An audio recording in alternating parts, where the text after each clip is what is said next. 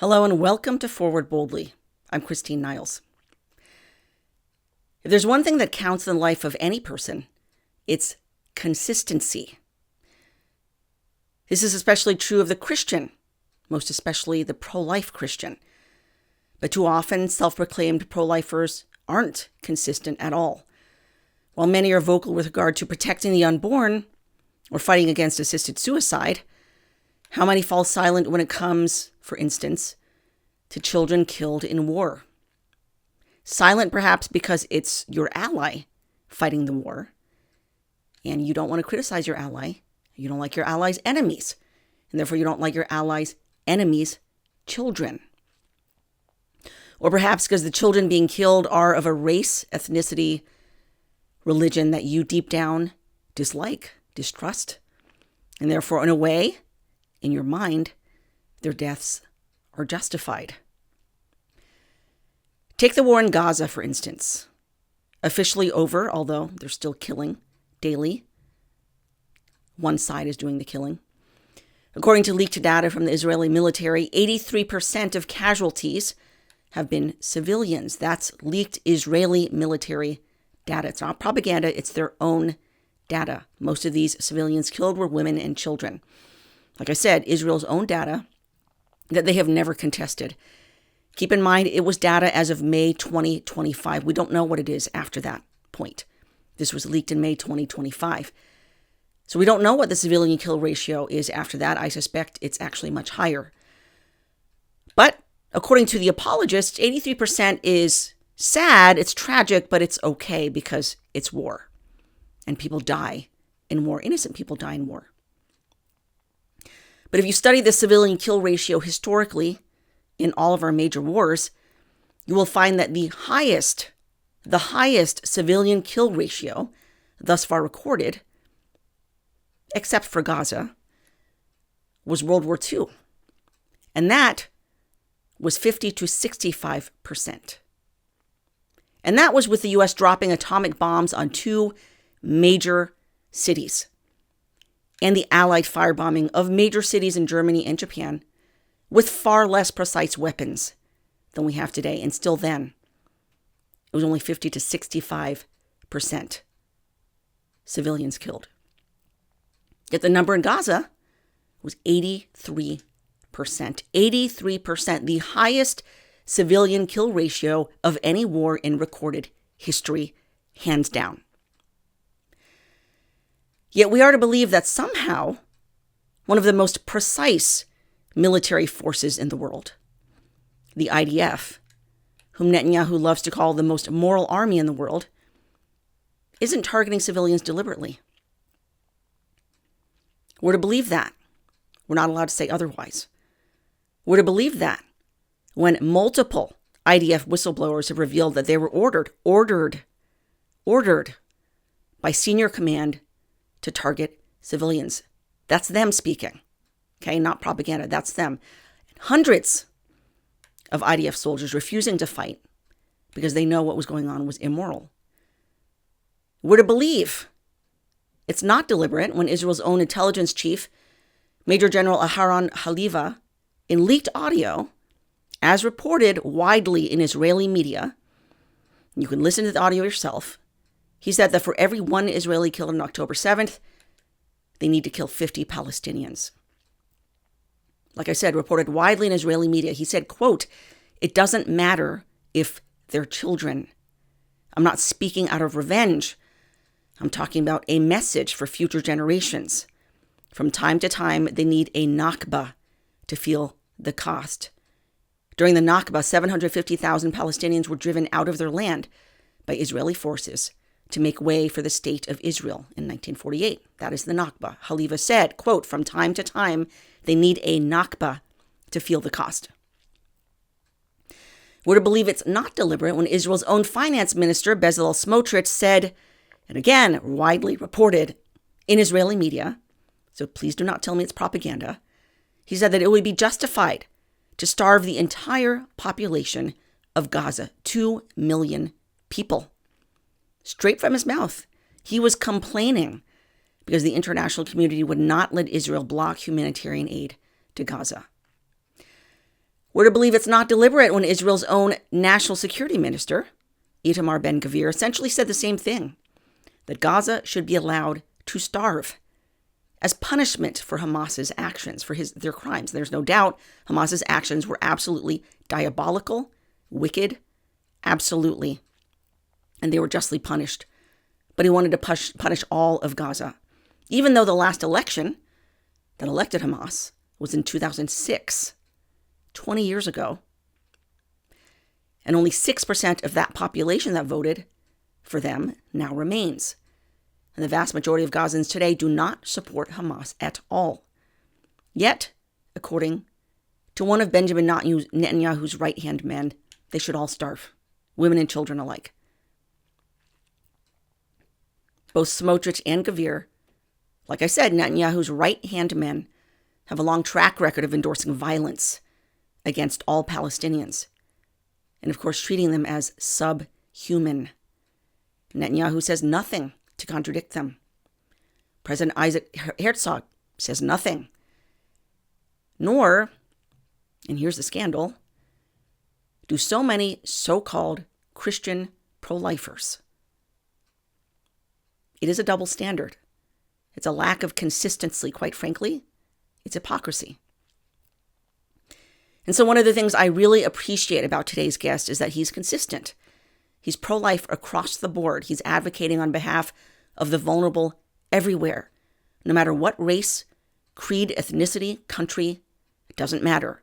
Israeli, Palestinian, Jewish, Muslim, Christian, Yazidi, Druze, doesn't matter. He understands that each person, each child, is created in the image of God, thus bearing the stamp of divinity. And we're called to help the least, the most vulnerable. Just as the Lord said, whatever you've done to the least of these, you have done to me. Christ so identifies with the weak and the vulnerable that whatever we do to the weak and the vulnerable, we do to him. And he will call us to an accounting, a severe accounting, if we've done nothing to help, or worse, if we've been complicit in their suffering. So I'm so glad to welcome back to my show Jason Jones, longtime pro-life leader, founder and president of the Vulnerable People Project, VPP, which helps the vulnerable and the suffering all over the globe in places like Sudan, Nigeria, Iran, Gaza, and elsewhere. He's also founder of Movie to Movement, which works to produce high-quality films highlighting the good, the true, and the beautiful. He's producer of multiple award-winning films, including Bella, The Stoning of Soraya M., and more, including one that we're going to talk about today. Just to clarify, our discussion is not focused only on Israel or Gaza. We talk about a lot about his movie, about the West Bank, about Nigeria and the work he's doing there, about Iran, about President Trump, all sorts of things. So I hope you enjoy our discussion. All right, we are back with one of my favorite people, Jason Jones. He's head of the Vulnerable People Project, also Movie to Movement, and he is here to talk about, so we have so much to talk about, Jason. There's so much going on in the world. So much going on in the world. I don't think we'll be able to get to every single topic. But first of all, thank you for coming back. Welcome back to the show. It's a privilege to be back on the show, and you're one of my favorite people. And I have to agree, there's a lot going on. It's a bit bewildering, right? I'm bewildered. Me too. But before we get into all of that stuff going on in politics and current events and all of that stuff, I want you to talk about a short film that you have out now. It's called Hills Like White Elephants. I was able to watch it. I loved it. I actually didn't know this tidbit about Ernest Hemingway's life. Could you tell our audience a little bit about this short film? Yeah, well, thank you. It's this short film is something I've wanted to make since I read it as a sophomore in community college at Leeward Community College on the island of Oahu in the early 90s. I was just out of the military going to school. And it's Ernest Hemingway's confession about forcing his first wife, or attempting to force his first wife, Hadley Richardson, to have an abortion. And when I read this as a young student, I was so moved. I got on the bus and went to the University of Hawaii a couple days later to meet with the theater department because I wanted to make it into a short film then. But a professor said you'd have to either pay a lot of money to the Hemingway estate, or you can wait 30 years until it goes in the public domain. And I said, I have no money. I have a lot of time. And I always had it in the back of my mind that it would be going into the public domain in 2022. And so I happened to be in Spain evacuating girls from Afghanistan for medical treatment. They were wounded when ISIS bombed their school. And while I was there, I met with Lucia, my producing partner, who owns Bosco Films, a major distribution company in Europe. And I pitched her the film, and she said she wanted to produce it with us, and off the races we went. And now it's in its film festival run, and it's already won several major prestigious industry awards. That's wonderful. And then are you hoping to promote it like further? Aren't you fundraising to help further promote this film? Yeah, I made a film with Eduardo Verastegui and Patty Millette, Justin Bieber's mother, about 15 years ago called Crescendo. It's a beautiful short film. It's on YouTube for the world to see for free. And we used that film to raise money for pregnancy centers, and it raised over $6 million. Wow. And what we're doing with this film is similar strategy. We're going through this festival circuit this year. And I really do think, because we've done well in several Oscar booster film festivals, we think we really have a shot at an Oscar nomination. And we'll probably do something similar in 2027 when we will use the film to do theatrical fundraising events for community pregnancy centers, local pregnancy centers. That's wonderful. I don't know how you have the time to do everything that you do. It's amazing.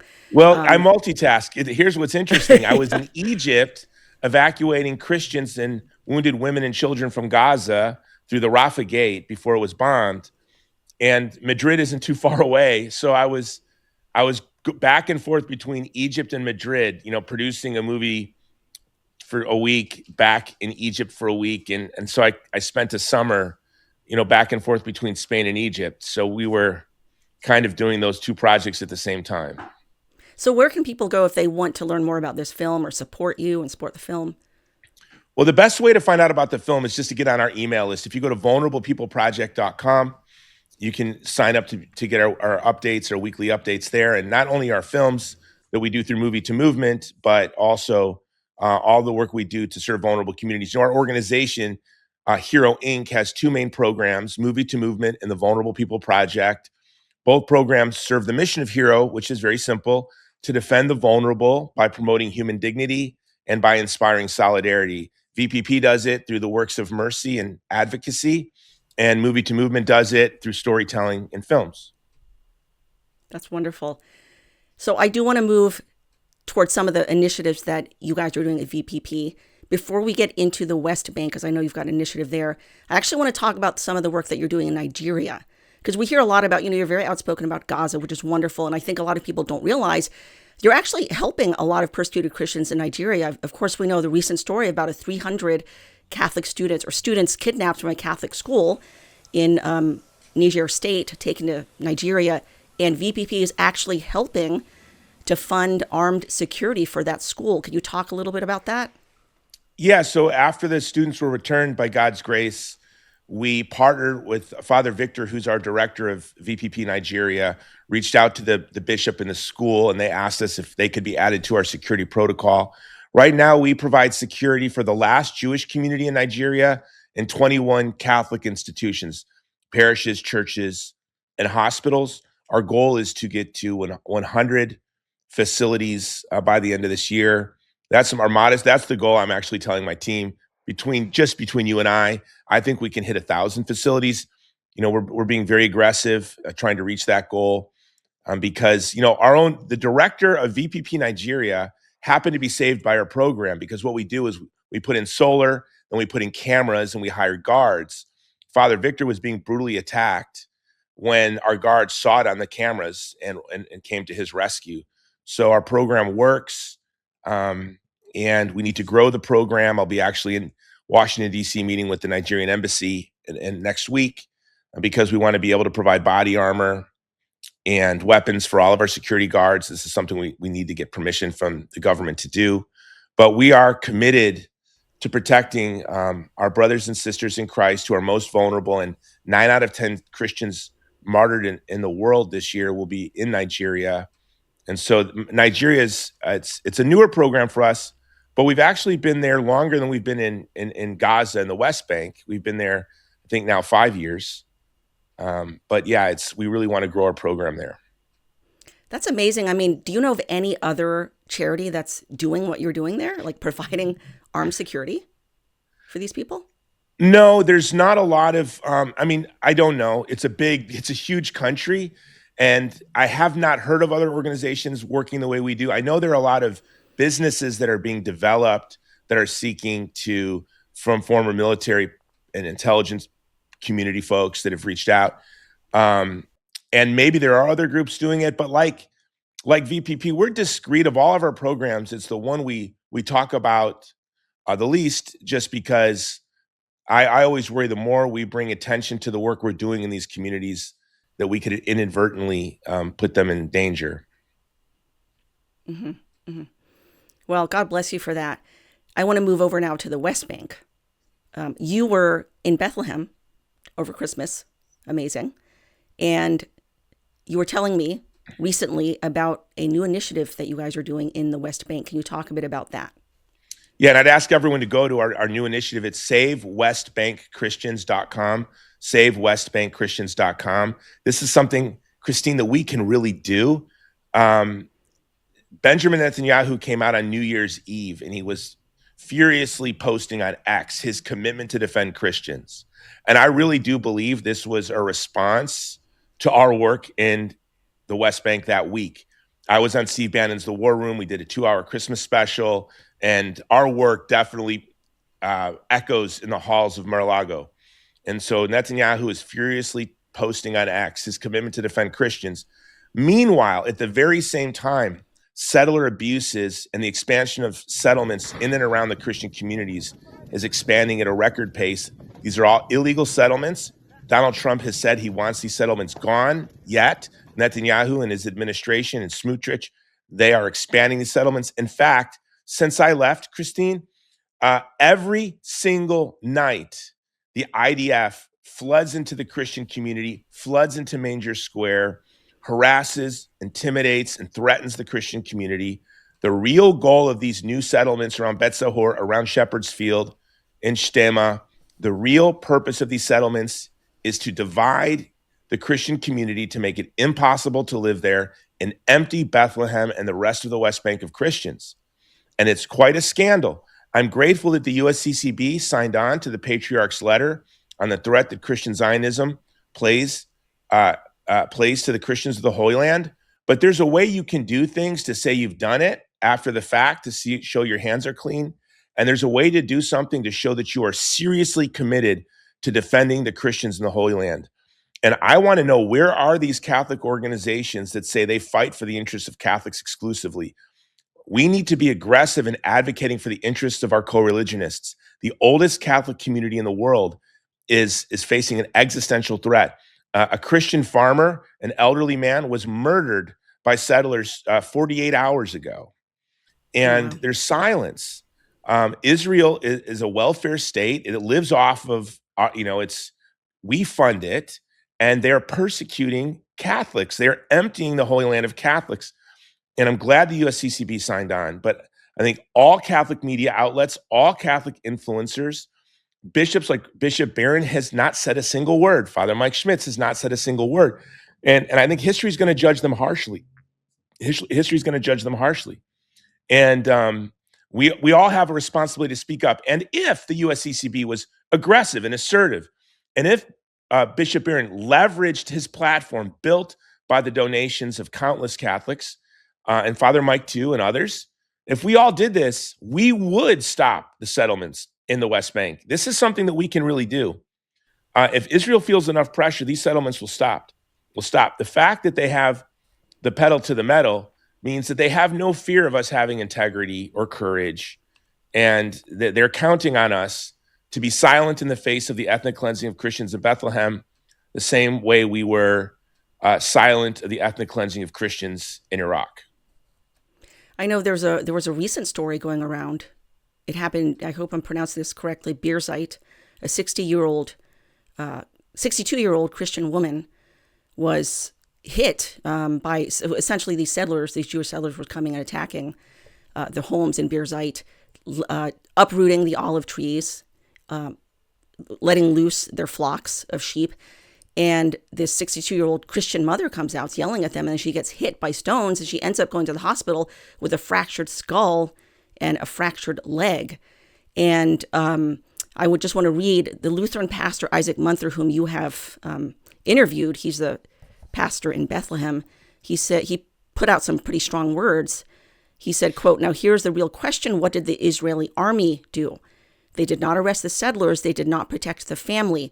They did not stop the attack. Instead, they beat the Palestinians and arrested the son who defended his mother. As of now, we have no news about him. Let us call this what it is, Zionist terrorism." That's terrorism. Picture the most horrible stories we have heard from the Jim Crow South and segregation and apartheid in the United States, with the Ku Klux Klan being protected by the police. It's horrible. It's unspeakably wicked. And then to have someone like Ambassador Mike Huckabee justify this, Speaker of the House, the Speaker of the House went to the West Bank, met with the settlers that were attacking Christians, and basically said to them, "Keep it up, Godspeed. God gave this land to you." You know, our separated brothers in these oddball ecclesial communities really have a hatred towards Catholics. You're starting to begin to see it. Joel Berry from Babylon Bee has been relentless, saying that the Christians should be terrorized even more, and insulting the patriarchs. And our ambassador, I call him our ambassador to Israel, but he's really Israel's ambassador into the United States. I don't feel like he's representing the interests of the American people in Israel. But Mike Huckabee had the nerve to stand up to the ancient Christian communities of the Holy Land and say that their theology was wrong and that they don't have the right to say what Christians believe. But he has the right to say that the state of Israel has a right to the land of the Christians that have lived there since the first century. It's really unbelievable. But the most unbelievable part is the silence of Catholics with influence and power. Like, is this 1940? Is this 1950? Is this 1960? Where Catholics with wealth and power and influence are just butlers at the banquet, and where we don't feel like we have the ability to express the interests of our community in the public square? Because if we were, this would stop. This would stop immediately. If I normally don't do this, but I just want to say this. If Bishop Barron went on X and was telling the truth about settler violence on Catholics, or Father Mike, if the USCCB leaned in, if they were holding press conferences, flooding cable news shows, we would save the most ancient Christian community in the world. So when they are erased, we are responsible. And you know what else is happening now? The Palestinian Christians from Gaza who are here are facing deportation back to Gaza. So they're being kicked out of their homes, and then they're being kicked out of where they were kicked out to. It's really unbelievable to me. I want to return to this statement on Christian Zionism, just for those watching this who may not be familiar. So as you mentioned, the patriarchs of the Holy Land, the heads of the churches there, issued a statement, and it went viral. You know, I'm glad they issued it, but boy, it made some really big news.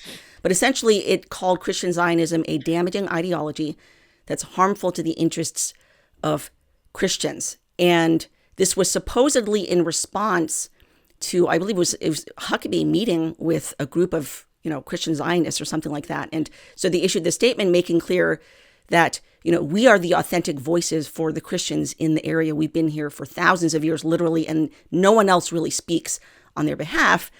And lots of response to this. As you mentioned, Huckabee issues a response, with the PhD in theology, Huckabee, I'm joking. He responds, essentially rebuking and lecturing the Christian patriarchs, which includes Cardinal Pete Zabala, of course, basically telling them that, they aren't the only ones who speak on behalf of Christians. And then what bothered me was that Huckabee's statement, I thought, and you can talk about this, I thought he downplayed Christian Zionism because he basically said, oh, it's, I don't see how you can be a Christian and not Zionist because really Zionism is just, believing that the Jewish people have the right to their ancestral homeland. That's it. Really? That's it? That's what Christian Zionism is all about? I mean, no, I think it's much, much more than that. But anyway, you weigh in. Yeah, well, this is a shell game that they play. They'll say, Jason, do you believe that the Jews should have a homeland? Of course. Of course. But does Scripture dictate that I support a one-state, two-state solution, that I support a three-state solution, or that I think that I accept ethno-nationalist apartheid settler states that exterminate the indigenous communities that have lived there since the first century? I have a good friend. Her family's from Jerusalem. She's Jewish. Her family's lived there from the first century. They actually never left. There's the Mizrahi Jewish community that from the region, they're there. I do. Of course, I want Jews to feel safe living somewhere in the world, but that doesn't dictate what that looks like, what kind of state it means. So they'll say that. They'll say, well, all Zionism is that you want Jews to be able to live somewhere in the world safely. Got it. Of course. But then they undermine and deny the dignity of the Palestinian people that are being exterminated before our very eyes. The world has witnessed the ethnic cleansing in Gaza. The world has witnessed it. You look at the polling under 30, and it's really startling because they're paying attention. They're seeing it's the first live stream genocide ever. So much so that former director of the CIA, Mike Pompeo, has taken to the stage to say that he's literally said it, we need to rewrite history because the last thing we need is for the future to know that this ethnic cleansing took place, and we have to rewrite history. It's not that we don't forget. We need to make sure that the story is told properly so that when the history books write this, they don't write about the victims of Gaza, right? They can't. The history. And this is what we're witnessing. So it's really quite sad. Mike Huckabee, in his letter, referred to the patriarchs as the non-evangelical Christian communities of the Middle East, as if there is evangelical Christian communities in the Middle East. So what is he talking about? And it's kind of like this Council for Peace. Mike Huckabee thinks that a very small, this dispensationalist cult, which I think is apostasy. It's not just heresy, it's apostasy, because if you deny that Jesus Christ isn't the fulfillment of all the promises of Abraham, I see this as apostasy. So these small little Ziontology cults that meet at strip malls across America, they think they have a right to say, they have more of a say about what happens in the Holy Land than the ancient apostolic Christian communities that have been there in the first century. They do. And again, if you look at this Council for Peace, which I'm happy for anything that takes power away from Netanyahu and Smotrich and the Israeli occupation forces, but at the same time, there's no Palestinian representation. It's as if we're going back 100 years. It's just been the same story where the fate of the Palestinian people is in the hands of others. And they're just told to sit there and shut up and take it. And it's quite horrifying. But again, Huckabee will say what Huckabee will say. But how the USCB is not demanding for his resignation is really, to me, an embarrassment, and it's unbelievable. Yeah. I mean, as far as Christian Zionism goes, these people believe in the building of the third temple. I mean, that's what the Wailing Wall, obviously, it's one of the walls of the Temple Mount that was destroyed in 70 AD. And of course, we believe as Christians, we should believe as Christians, as you mentioned, that Christ is the fulfillment of the law. He's the fulfillment of all that. That's why the temple was destroyed, because Christ is the once for all sacrifice. And so for Christians who support the building of the third temple, where sacrifices would begin again, that just, to me, again, that is apostasy. I mean, what on earth? You know, it's insane. And it's a novel ideology that was just created out of thin air based on misapplication, misinterpretation of scripture in the late 19th century. And then Mike Huckabee proclaims now that this is actually more authoritative than the 2,000-year-old ancient voice of the church. It's amazing. But I actually want Left Behind's book series is more authoritative than the Catholic Church, the apostolic churches, according to Right. Mike Huckabee. Right. Exactly. I mean, it's just so ignorant, so incredibly ignorant. He doesn't realize how ignorant it is. But you wrote an article recently titled "Catholics Are Failing the Christian Zionism Test," and a lot of good stuff in there. But you wrote, quote, about the cowardly willingness of Catholics to give Zionists like Huckabee the last word. And you mentioned this a little bit already, the silence of so many Catholics out there, especially the big name Catholics with a huge platform. Why do you think that they're silent? Well, because they're afraid. I mean, I'm just going to paint this picture for you.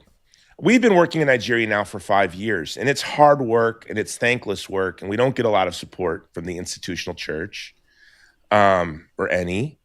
And then because the Israeli lobby, in a desperate attempt to distract from the ethnic cleansing in Gaza, flooded, hired PR firms to redirect Christians' attention away from Gaza to Nigeria.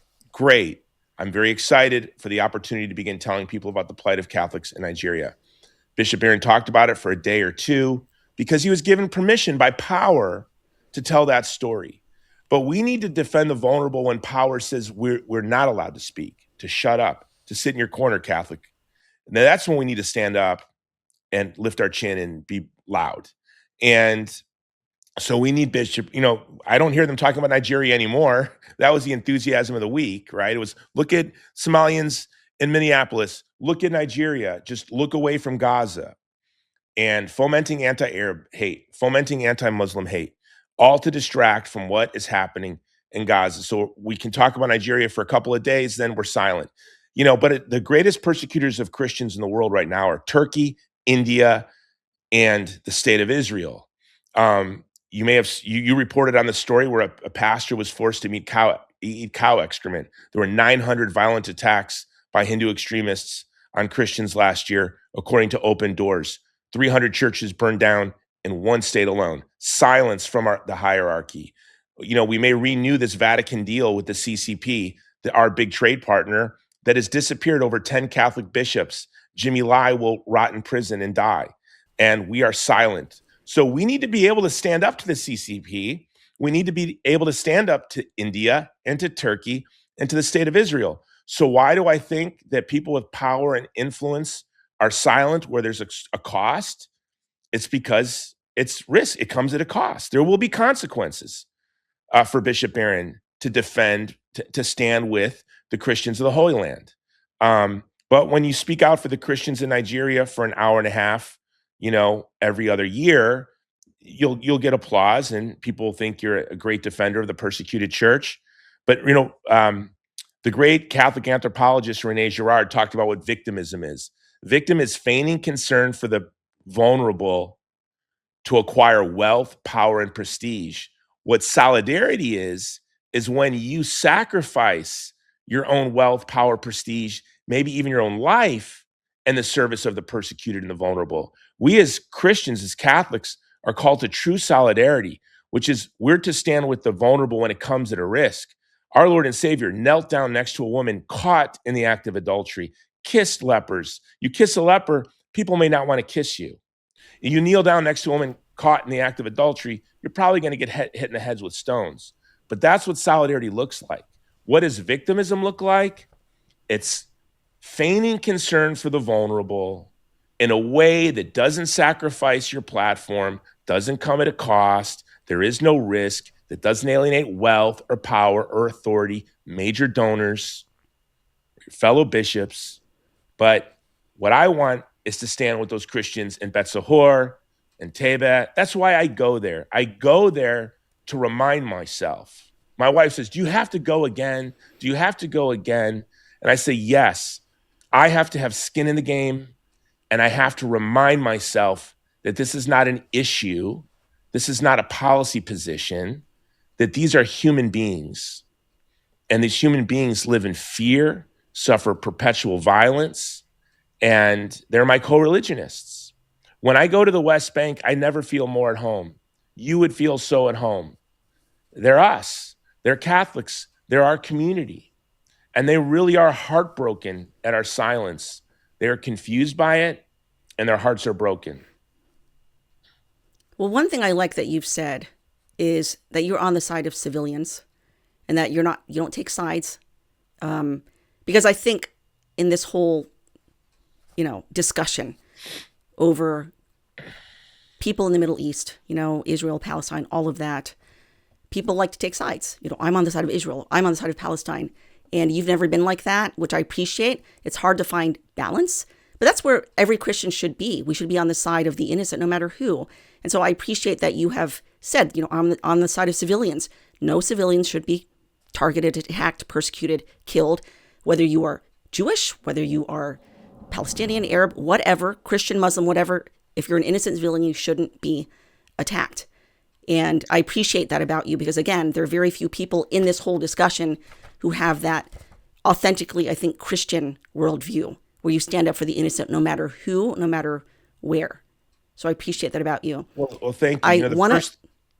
Thank you for that. And I just want to say the very first thing we did on October 7th was put guards outside of vulnerable Jewish communities in Africa. Very first thing that we did. And, the great Jewish playwright from Chicago, someone I admire greatly, David Mamet, said that writers write for the same reason beavers chew on wood, to stop their teeth from itching. And when I heard that, I'm like, oh, that's why I do my work.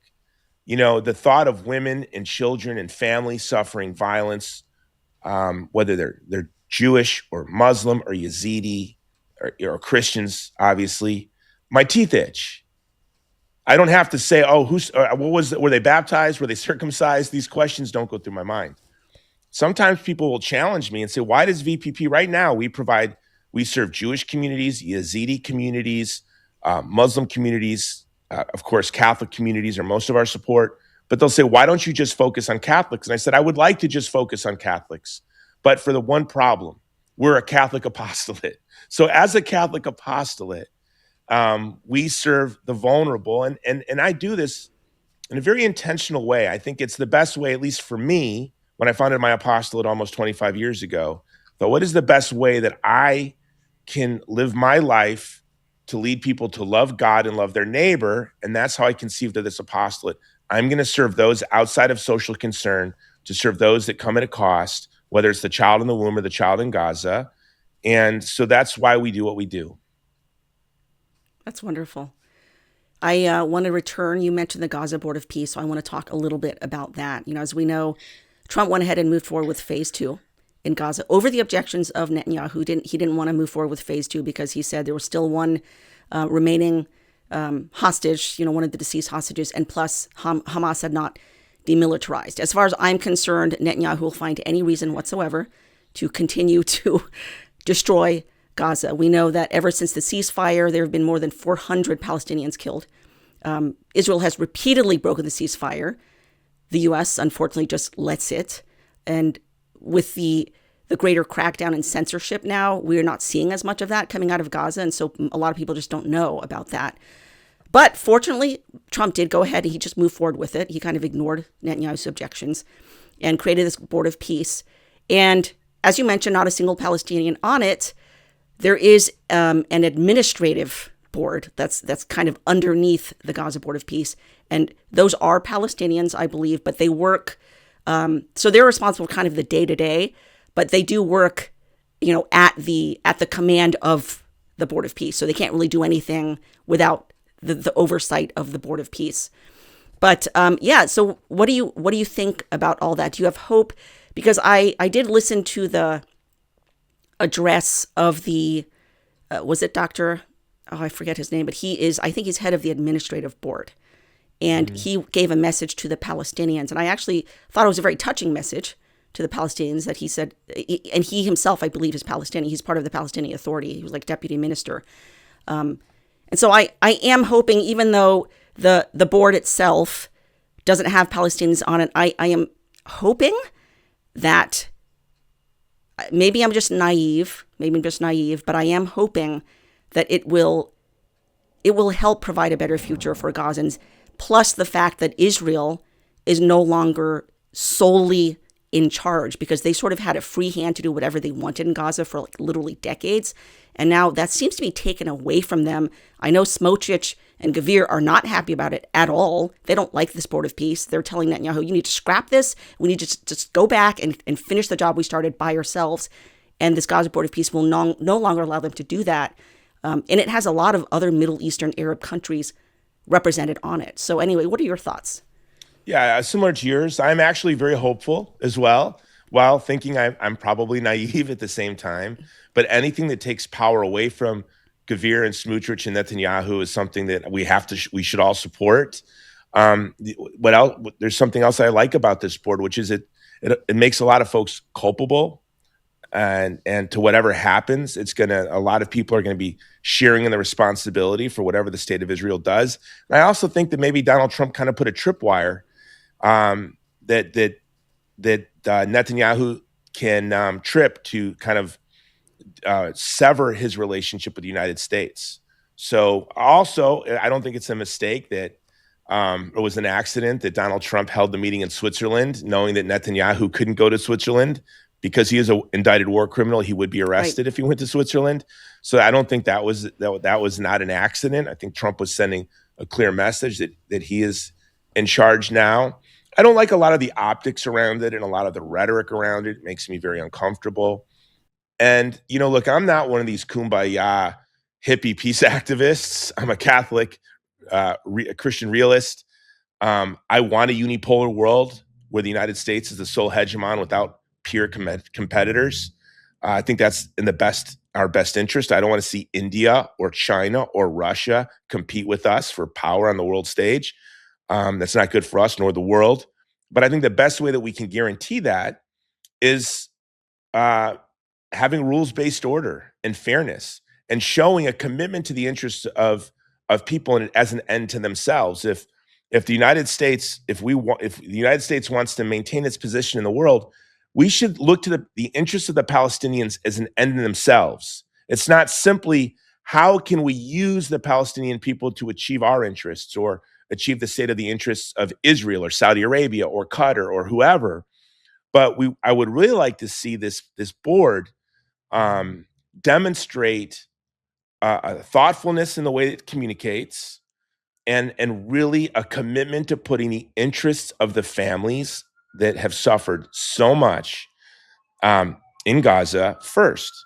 And if that happens, this will be, this is, I do believe Trump, this is about his legacy. He's also trying to set up maybe a counter to the United Nations, right? So if this is a success, this is something that Donald Trump can be proud of. But I have great concerns. I don't like a lot of the rhetoric around it. And I would like to see more thoughtfulness and to the interests of the people who are cold and who are suffering right now. Yeah.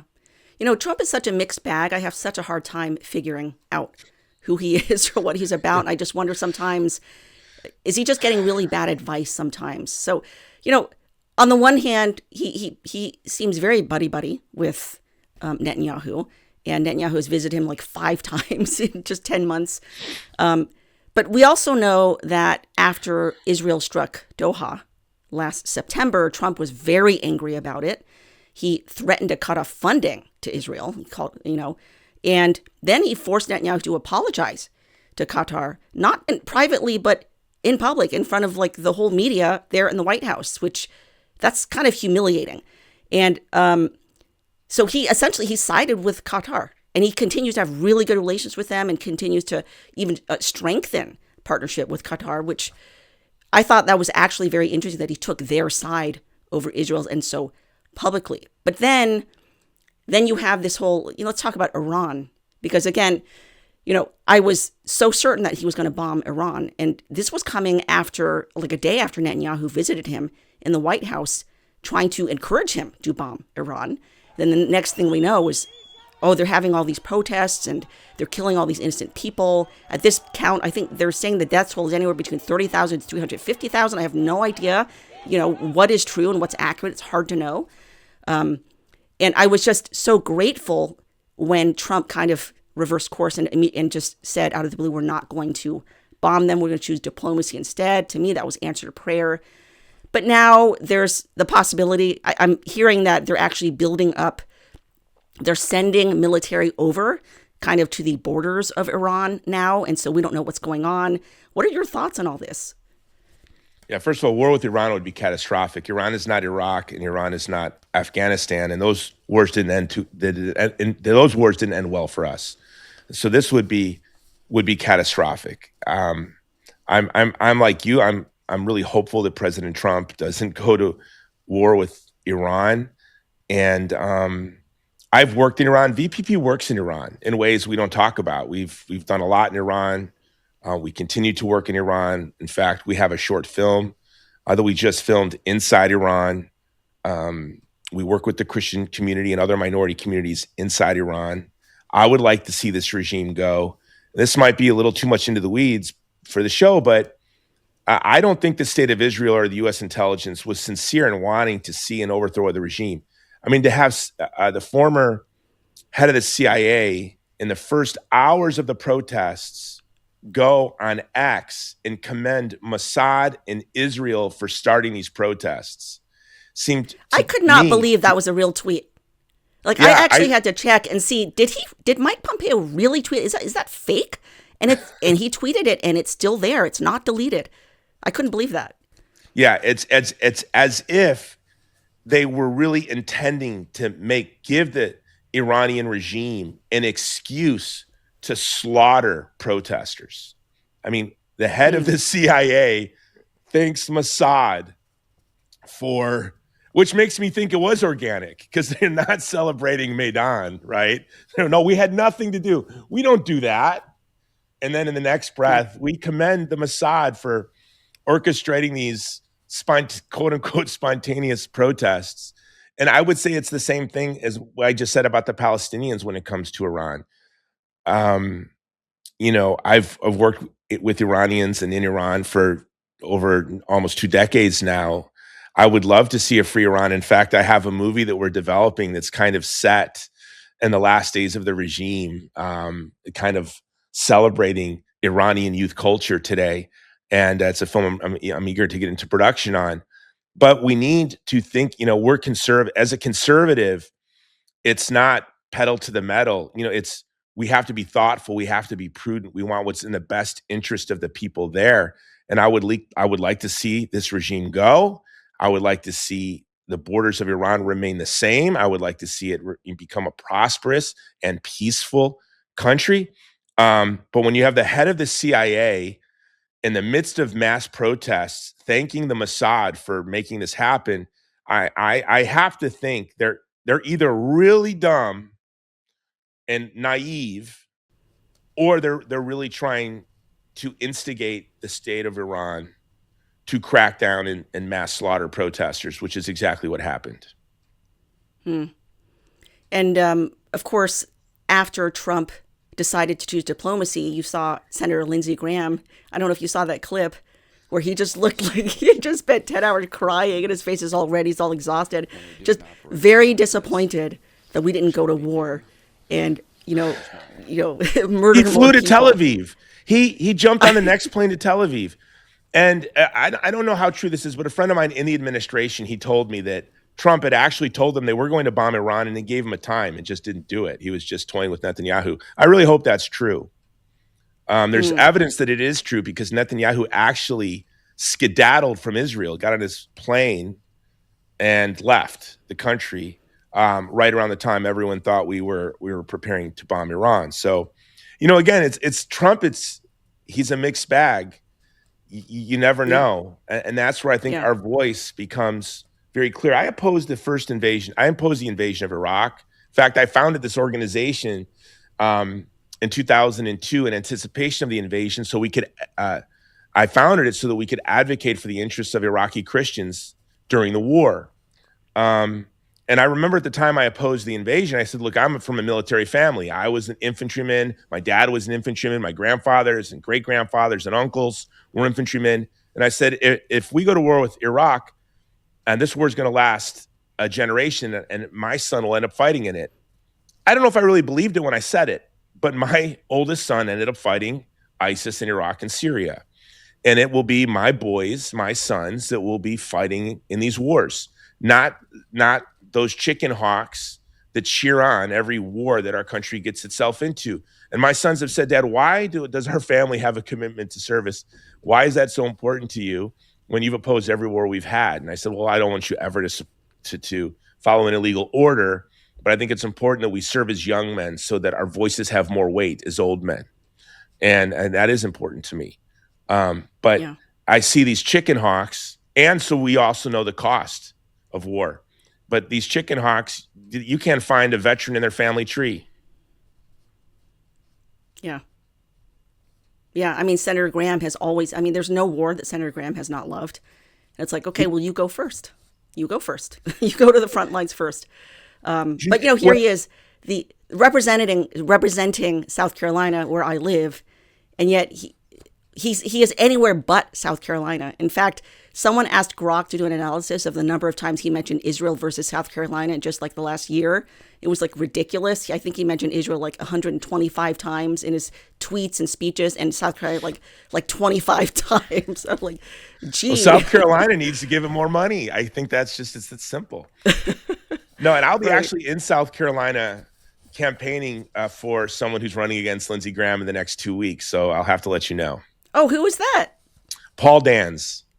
Oh, yes. Yeah. Yeah. I saw his interview on Tucker. I follow him on X. He's a good friend of mine. So yeah, I'll be there. Oh, is he? Yeah, I'm not saying that. Okay. I'll be there as Jason Jones, not as VPP. But well, then you and I will have to meet in the flesh. Yeah, no. We'll talk about that. It's and the thing with VPP, and I just brought 2 of my sons with me to the West Bank, and they'll be going with me to Nigeria and Sudan in the spring, and they're teenage boys, and sometimes family members will think it's I shouldn't bring my sons on these trips, but I want them to know the cost of violence. I want them to know that these are, when you're watching the news, you're watching people,